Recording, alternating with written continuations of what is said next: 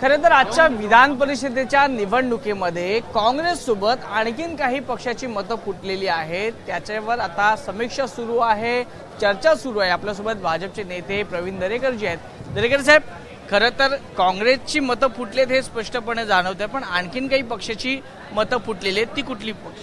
उबाटाची मतं त्या ठिकाणी फुटलेली आहेत, कारण काँग्रेसने उबाटाला मतं दिलेली आहेत।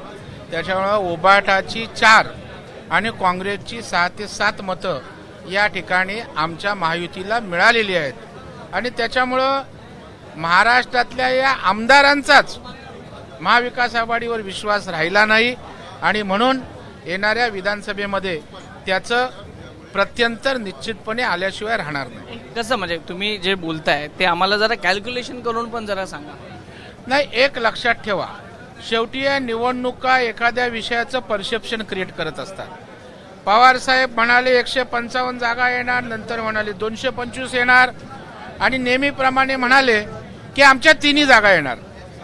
म्हणजे 3 जागा यायचं दूर राहो, त्यांची जी जागा आहे त्या ठिकाणी ज्या जागेला त्यांनी समर्थन दिलं होतं त्या जयंत पाटलांना 12च्या वर मतं ते देऊ शकले नाहीत। याचा अर्थ त्यांचं ना काँग्रेसने ऐकलं, त्यांचं ना उबाटाने ऐकलं आणि त्याच्यामुळे शरद पवार साहेबांनी शेतकरी आणि कामकरी पक्षाचं नेतृत्व करणाऱ्या जयंत पाटलांचं त्या ठिकाणी एक प्रकारे पराभव घडवून आणलेला आहे आणि त्याच्यामुळे महाराष्ट्रातला शेतकरी कामगार वर्ग त्या ठिकाणी आज पवार साहेबांचा विश्वास ठेवणार नाही।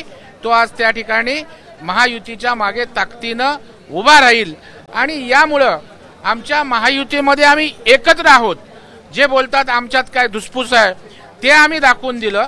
3 नेते एकत्र आहेत, 3 पक्ष एकत्र आहेत, 3 पक्ष तर एकत्र आहेत, पण घटक पक्ष असणाऱ्या सदाभाऊ खोतचा त्या ठिकाणी आम्ही मान राखला, त्यांनाही आमदार केलं आणि त्याच्यामुळे कार्यकर्त्यांचं मनोबल वाढवणारा आणि महाराष्ट्रातील जनतेच्या मनामध्ये विश्वास देणारा असा एक दैदिप्यमान विजय आम्हाला या विधान परिषदेत लाभलेला आहे। नक्कीच आपल्यासोबत दीपक केसरकर साहेब देखील आहेत, महायुतीचे मित्र पक्षातले।